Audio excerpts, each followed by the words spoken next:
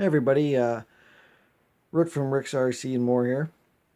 I'm getting a lot of questions on some of the videos on my channels, particularly the Kyosho Mad Force Cruiser. I'm getting a lot of people asking me questions about durability of these trucks. So I thought I'd post another video just to give you an idea. If you're going to run this truck in colder weather or you live in a particularly cold climate, I wouldn't recommend this truck. Just the plastics on it get brittle at like 5 degrees Celsius, and then you start to run into some issues of anything that's plastic breaking. As you can see, my front rim here actually cracked one day. It split all the way through. I've just glued it. The truck was maybe, I don't know, a couple months old when that happened. I mean, these things do happen. It's just I found with this particular RC, the plastics that they have on it just get brittle once you start getting anywhere towards a negative temperature, like 5 degrees Celsius and cooler. I broke one of my shock caps when it was fairly new as well in the cooler weather. There's just the eyelet up top here. You unthread, this is aluminum, you unthread it, and that pops out, but you can't buy just these, unfortunately. You need to buy pretty much a whole new shock. So that was a little disappointing, that you couldn't get just these plastic eyelets and just thread a new one on. I did have to replace a steering servo. Now that's, when it comes to ready to runs, especially once you get into monster trucks with big tires, expect to do some servo upgrades. I mean, the ready to run servo that came in this was the same servo that is used for your throttle and brake over here. So like nothing special, just two generic Kyosho branded servos. I put a Servos servo in with a little bit more torque and some more speed. You know, like that's kind of the nature of the beast when it comes to RC hobbies and buying ready to runs. Like as far as the performance of this truck, I'm really impressed with the performance.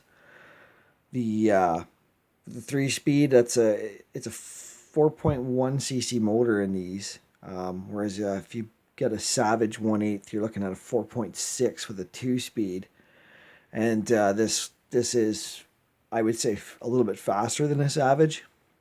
So smaller motor, just an extra gear in the transmission. It performs well. It's powerful. It actually handles really well on flat surfaces. You know, unless you have the suspension really soft. I've got it kind of stiffened up. It handles really well. It will go up on 2 wheels if it's getting good traction around corners.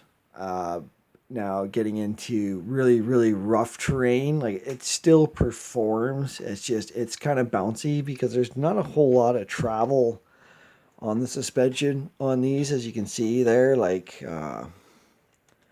I don't know, maybe 2 inches of travel. Whereas if you get into like an HPI Savage, they got quite a bit more travel. The only downfall to the Savage is on hard pack. They really have a lot of body roll with the independent suspension on them. I haven't had any issues with the steering. I was a little leery on that when I got the truck. Just the setup, you know, it kind of goes from your servo to a servo saver here, back up. You know, you got links here, links to over here.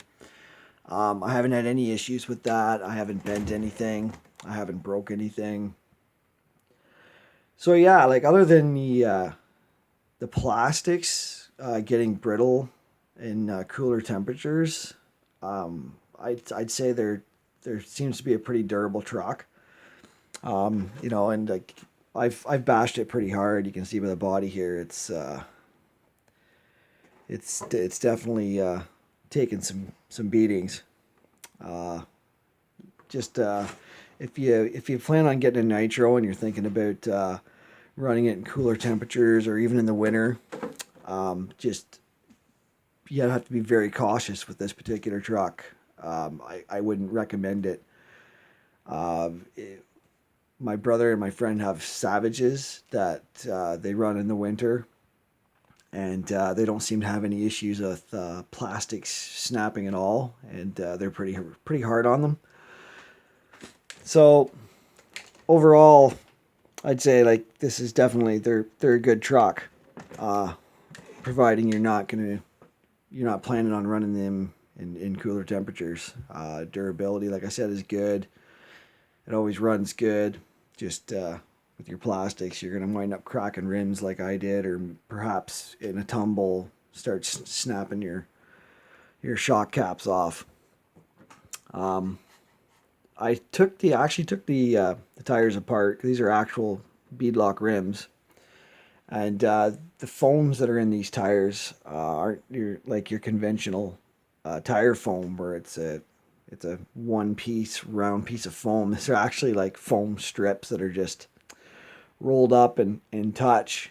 I was using it in some wetter weather, and I did have it in some snow there the first year I had it, and my foams were they were waterlogged.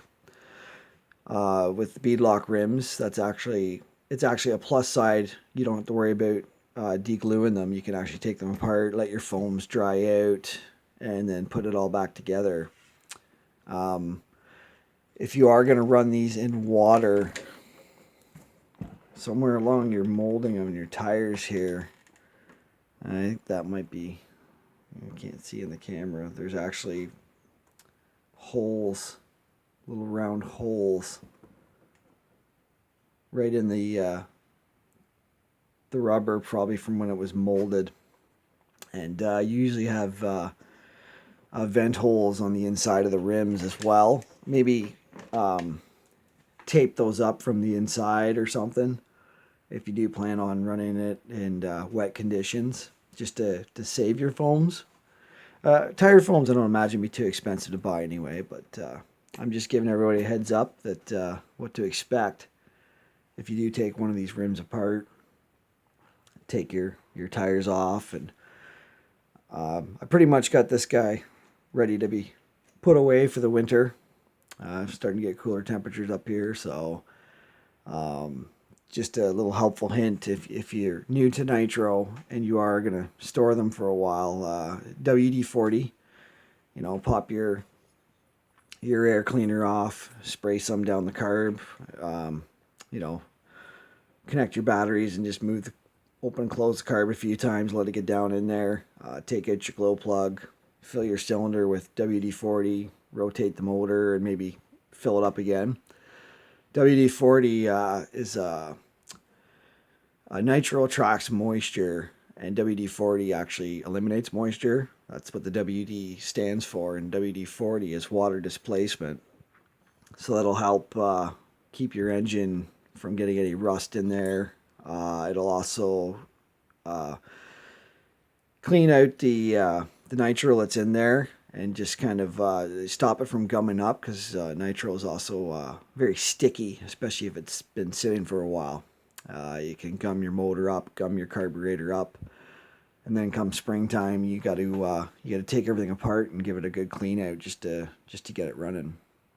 There's a little helpful tip, but yeah, for anybody interested in these trucks, like I said, I had a lot of people asking about the durability of them. As far as bashing in warm weather, definitely a cool truck.